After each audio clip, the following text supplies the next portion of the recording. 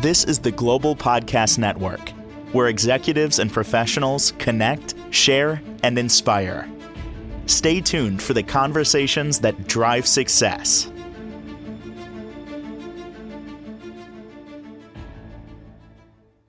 You know, the more I think about this word, the more it just rings true how many of us are dealing with this. And the word is stuck, feeling stuck, like it's just things aren't moving forward. You might have visions, but you're not getting to them. You might have those goals, but it's just for some reason, you're not getting there. Why is that? A number of different reasons. Could be some cycles that need to be broken. Could be some things that, woo alert, could have been determined a long time ago in terms of your soul. And we'll just sit with that because I'm not going to explain that, but she is. And she helps people move their life forward, empower them to really find their path, find their purpose, and get unstuck. She's an amazing life coach. Heidi Meckley is back with us. How are you doing today? Doing fantastic, Steve. How about you? I'm good. The stuck thing, I say that a lot in terms of this type of work that you do. And I honestly thought about this yesterday, that word, and how it applies. Not that you want to put a label on a situation, but it just does in many different areas. It might even be to the point where you realize what's keeping you stuck, but you don't have the courage, the strength, the faith to unstuck yourself, if you will. That's what's coming up in my mind as I think deeper about this. What are your thoughts on that being stuck and everything? Well, it definitely goes deeper than most people think it does. A lot of times when it gets to that level and you're just so confused and so stuck that you're like, I don't even know what it is. Yeah. I know it has something to do with me, but I don't know what it is. It's so much deeper. It is soul deep. It's about going really deep into your soul and understanding what those cycles could be from this lifetime or past, or it could be from generations ago, right? We die when we're talking about this, right? Sometimes we carry patterns, pain, or behaviors from family lines or soul's deeper memory. And you don't have to remember where it started to know that it's time to let it go. When looking inward, you've got to just understand that there's something bigger than just now. There could be a time like, again, I always bring it back to the one that people really recognize the most, which is family generational problems, where my family, this has always happened to my family. This has always been done. But understanding that you have the power to break it and change that line is just, for some, it's mind blowing. They can't even comprehend the idea of being able to change an entire generational line. For others, it's like, okay, let's go. Let's make this happen because I'm ready, because I'm sick of this and I don't want this to continue to my kids and further. So when you're feeling you're stuck, it's that anchor that's stopping you from being the best person you could be. That anchor that's stopping you from being the best wife, husband, mother, all the things. And it's like, it's a feeling inside that you just can't shake. It's probably the best way to do it. And you're constantly asking yourself, why am I always doing this? Why am I always doing this? You need to pause. You really need to pause and understand where this could be coming from and go deep. You have to go soul level. This could be from emotional pain that's passed down generationally, trauma, shame, or anything of that nature. Trauma bonds aren't always physical, but they're deeply emotional. They could be verbal, and they're ones that shape how we feel about ourselves and others. The trauma bond is your anchor. Can you define trauma bond? I've heard that quite a few times, and I'm trying to get clear on it. Trauma bond is basically an emotional thing that happened. It could be in your lifetime. Usually the ones that are surfacing first are something that's happened to you, whether it was in your childhood, it could have been 10 years from ago. For some people, it could have just been 6 months ago, depending on the level. It doesn't always have to be something that's physical. A trauma bond is uh, um, growing up in a bad situation where maybe you don't feel seen, you don't feel heard, you don't feel supported in your life as a child, right? When that happens, this comes back to also the inner child trauma situation. You're carrying that through with you through life, and you're making all your decisions and stuff off that pain, which is your anchor keeping you from your joy, your happiness, and having a truly fulfilled life. And the fulfillment piece is the piece that everybody's missing. So many times there are people that come to me that they can have joy, they can have some peace in their life, but the piece they're missing is they never feel fulfilled. Hmm. They feel empty. And it's the trauma bond that's keeping them that way because they refuse they're not seeing it and they refuse to deal with it because they think it's going to tear them apart if they do. What they don't understand is dealing with that trauma bond is going to set them free. And isn't it true that we'll hold on to anything if it feels safe? The trauma bond feels safe. Why? Because we know that feeling. So why, Exactly. it's the fear of the unknown. If I let go of that, what's that going to feel like over there? And is that going to be worse? I don't want to feel worse. I'm just going to hang on to this because it's a known. And maybe you know that it's not supporting you, but you're afraid to. It's almost like you got your hand on the home base. You're playing baseball. I'm touching a plate. I'm not. I don't do sports, but you're touching a plate, but you don't want to let go because at the moment you're safe. So why run to the next base? I'm going to stay right here, but I'm not going to score a run or a home run. I'm just hanging out. I'm just hanging out. How do you identify the trauma bonds? Well, I use my psychic gifts to help connect with people's souls in order to pull those out. There are people that are able to do it on their own, the ones that are willing to do the inner work. You have to do the journaling. You have to really pay attention to the thoughts that you're thinking, the things that are happening around you, and work to understand the patterns that you are in so that you can pull out that trauma bond. And there are times when you even do that you still can't see it unless you talk to somebody because we just put the shield up and because we're trying to feel safe and keep safe no matter how bad we want to get to it. Mm. Mm. It makes it difficult to see. So I'm going to be very honest with you. Okay. I have a gratitude journal, wrote in it this morning. Try to do it every day. Have another journal. I was like, just writing it. And it's been a long time. And I wrote maybe 2 sentences. And I just wasn't feeling it. I can't get back into it. Heidi, I'm going to say it right now. I don't want to effing hear myself. It's almost as if I don't want to purge it. I don't want to hear. It's almost like the friend that always, here they are again. Here we go, Debbie Downer. And it's not all about negative stuff, but I find that if you don't write often, you gravitate to the negative to purge that stuff out of there before you put the positive in. It should be the other way around. But I find myself, maybe thoughts are jumbled and it's like, I don't feel like doing it. And then I just like, I'll put that away. Maybe I'll hit that up later. And there's different things I'm journaling about, different things that are floating out there. I find it hard. It wasn't that way last fall when I started journaling on a fairly regular basis. It was actually really cool. Now I'm not feeling it. I don't know why.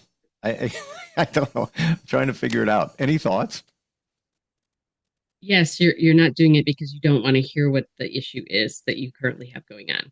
So what's happening is you're really pushing everything away. And again, like you said, when you start talking about things, it's very easy to go negative if you're not doing the paperwork. And I say paperwork because it's scientifically proven putting pen to paper actually helps and makes a huge difference. I say that all the time. Yes, you're 100% right. The connection between the mind, the hand, not typing it. I mean, No, If that's your thing, at least you're doing something. But writing exactly. it is what you got to do. Yeah. The key with that is this, with what you're talking about. One of the key things you stated was it wasn't coming together. You don't have to be neat and orderly when you journal. The whole point about journaling is just put down exactly everything that's coming to mind, good, bad, ugly, indifferent. Just put it down. Whatever thought comes to mind, put it down. Yep. That is the only way you're actually going to see your patterns and problems. Hmm. And I'm right there with you. I used to make it a little bit neater. I have yeah, I have good handwriting. When I write, yeah, I wanted to be a cartoonist. So it's, but now I'm like, blah, blah, blah, blah, blah, blah, blah. And I write, it's like a thought dump in there. But, now thank you for what you just said. Doing it exposes patterns, thought patterns, etc.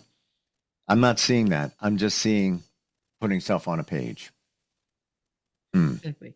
Because you're fighting doing the work that you need to find the issue that's currently there, right? I find anytime that I'm struggling to write, I have a multitude of things on my shoulders that I'm thinking about. And I'm like, okay, that's it.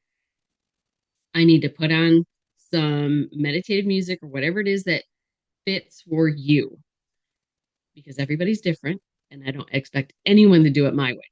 You have to do it your way. I can give you ideas and suggestions, but you have to do you. And then you have to give yourself time and space to just be with that paper and pen. Light whatever you need to, candles, sage, whatever is feels right for you. Put the music on and tell everybody around you, I need just give me freaking 30 minutes so I can just figure out what's going on with me. Because again, as we've talked about, when you deal with yourself first, fill yourself first, that's when you have so much more to give everyone else around you Hmm. and your life. So I'm going to be very honest again. I know what the issue is. I know what I need to fix and change. You don't Just want to deal with it. That's all I keep hearing is you don't want to deal with it. and Don't I want know to what deal it with it is. right now. Nope, I, we're gonna put it over here. yeah, I do. I know it's ridiculous, but I'm going to say it. I'm not being egotistical. Like I know everything. We all know the answer. We all know the answer. I don't want to say to our problems, but to our challenges and what needs to get done to make change to move forward and be unstuck. But yeah, I already know. I'd have to say about 80% of it. I'm like, yeah, that's clear. Yeah, I don't want to deal with that. But you're right. Yeah, there you go. You keep, and we all do that, right? We put something over on the shelf because we're like, I just don't want to deal with it now. I don't want to deal now. But here's the question that you need to ask yourself: what opportunity or who am I missing on helping because I refuse to deal with this problem? This is stopping me from seeing something that's supposed to be coming to me. What could I be missing in my life or someone else's because I refuse to deal with this? Why? And this, I think, applies to everyone because in some way it's uncomfortable. And we need to embrace discomfort. I think that's the foundation for all of this. Why many of us are unstuck. And I want your feedback on this because as I look at the pieces that I need to move around, one, even though they're completely unrelated, leads to another, leads to another. You need to move this puzzle piece, if you will, so this one can fit a little bit better. And then there's this one over here. It's not they're all connected. They're all connected.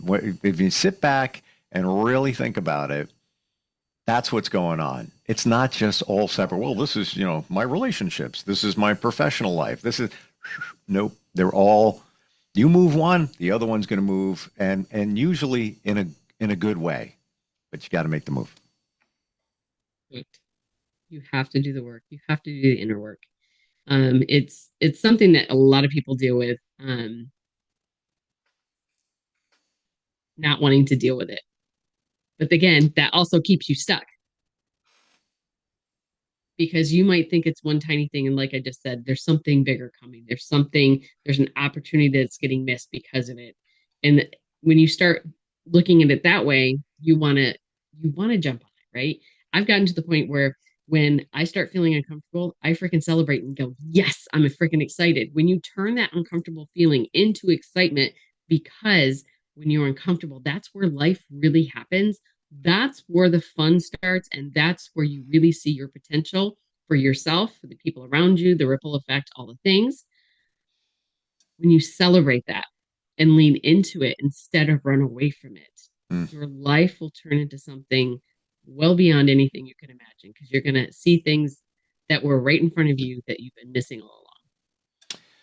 Do you think you need to, or we need to identify what the true goals are? If you make this change, as we're talking here, things, you're not going to get unstuck. You're not going to move forward unless you make a change or changes. Seems to be, nothing's going to change unless you change. Do we need to really look at what the end game is? We might think we know, but like really sit with it. What is going on? What's going to happen if I make this change? What could potentially happen? I believe if you look deeper into it and embrace discomfort, it's not going to be as bad as you think. It's not going to be, because there's also fear of unknown. I make this change here. Yeah, this puzzle piece is going to move in, and that's where I want it to be. That's good. But there's other stuff that could happen because of that. But is it really that bad? I don't think we sit with that deep and long enough. And you're making me think, so I'm purging here, word vomiting, but I think it kind of applies to what we're talking about. Oh, absolutely. Because God puts the best things on the other side of fear, the fear of the unknown, right? Because we have to prove that we really want it. That's why, again, when it comes to something that you're going after, um, stuff's going to come up. The stuff's going to hit the fan. The closer you get to the end goal, the stuff's going to hit the fan. And you've got to say, okay, I'm going to get to the other side regardless. And it's same with when you're unsure of what's going to come. I'm dealing with this currently with this massive change of going from house to an RV. I have set a deadline. And as soon as I set that deadline for getting things done here, everything has been hitting me. And I'm like, yeah, I'm getting tested. Here we go. We're going to make this work one way or another. I'm going to make this happen. All right, so I got to ask you questions here. Should we set deadlines? Is that going to help us?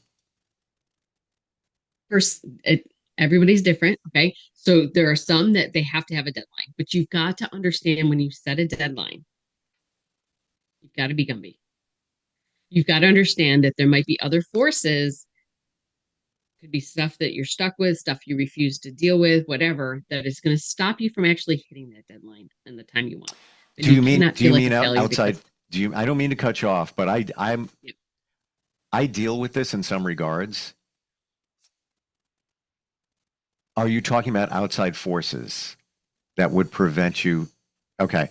So that men's group I'm in, we make commitments every week. Could be the same commitments. Mine, I always put down there, work out 4 times. And a few other things, and I change it up, whatever it might be. But I've learned to change the wording and the goal so that it's always on me. It's like, for example, I used to go to the gym 4 times. Well, what if I don't make it to the gym? And what if I go for a jog at home? I worked out, but I committed to gym. Technically, I gotta honor that commitment. So now I change it. But making sure that with the deadline you place is one that is on you, not the outside forces that you can't control. That's where I'm going with that. Yes. You definitely want to make sure that you have the right mindset around that. And just like with that, by saying that statement, and that's the same with journaling or anything of that nature. And the way I do goals specifically, you write out your 10 goals, you write things you're grateful for that day. You write out your top 10 goals, and then the main one you're going going after.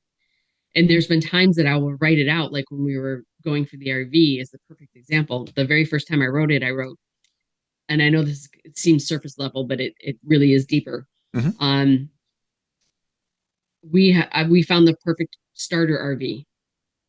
The very next day I read that and I'm like, I'm not rewriting that. I don't want a starter RV. I want the RV, right? So then I changed it to we found the perfect RV for us. Mm-hmm. Several months later, I did that in March, did it in October, and I said, you know what? I'm not finding the right price. We found the perfect RV for us at an amazing price.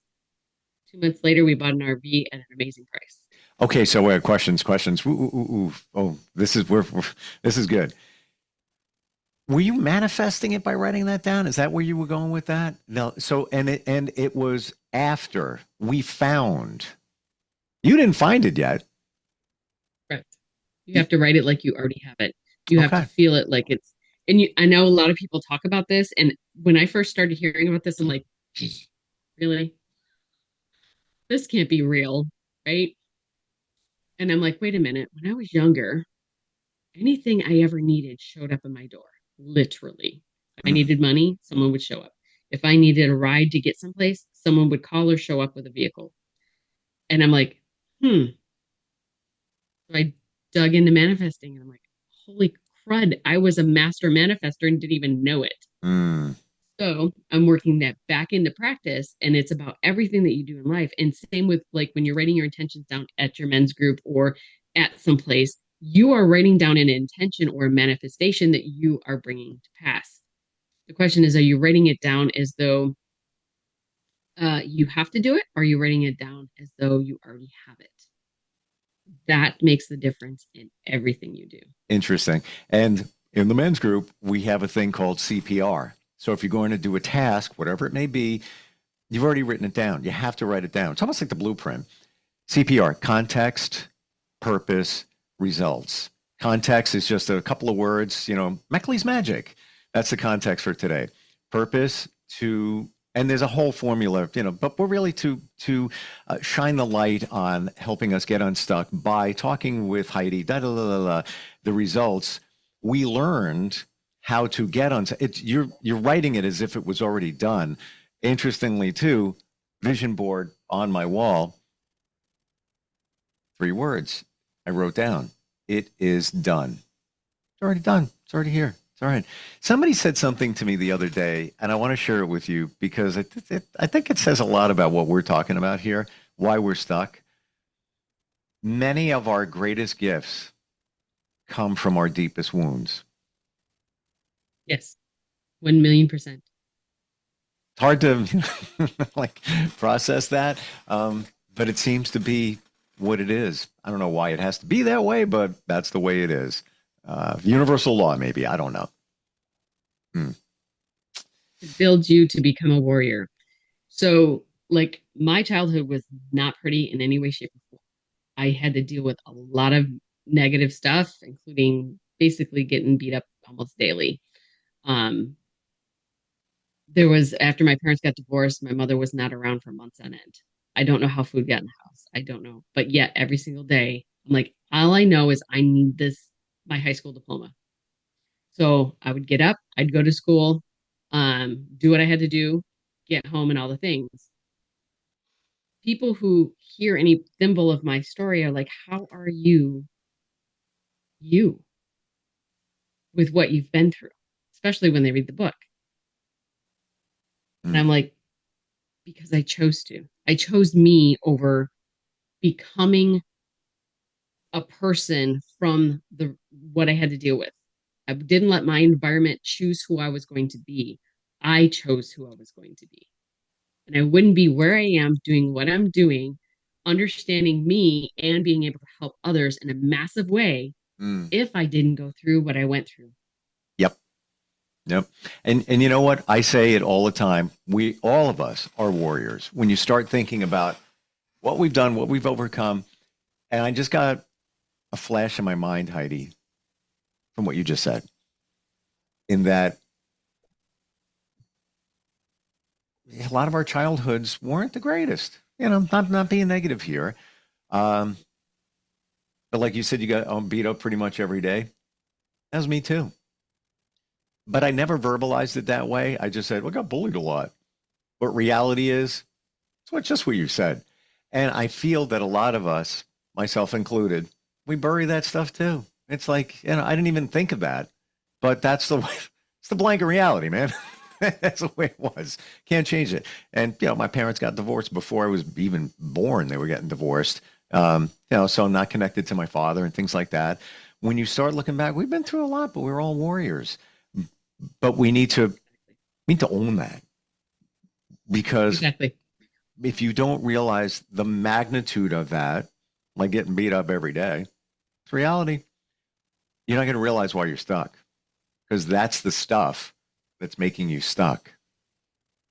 That's the stuff. Hanging on to it. Yeah. You're hanging on to it. The best visual I can give is like Bob Marley from the Christmas Carol, carrying the chains and the trunks and stuff. You have the power to break those chains. You have the power to let those trunks go. Just because you let it go, does it mean that you ever forget about it and all the things? No. But you become stronger. You become and understand that you are who you are today because of who you were yesterday. If you don't like who you are today, you start making different decisions and start stepping into the person you want to be. That's how you make change. I love how you coach, because it's connected to the soul. And just so many coaches, general coaching, that's all good too. But this goes deeper, because this is the stuff that is holding us back. You have many different things you offer, different packages. What's the best way to find you? Best way to find me is my website, which is Heidi Meckley, HEIDIM is a Mary, ECKLEY.com. You can contact me through the website. I'm also all the social media channels. I'm on there as well as at Heidi Meckley, and you can reach out to me that way as well.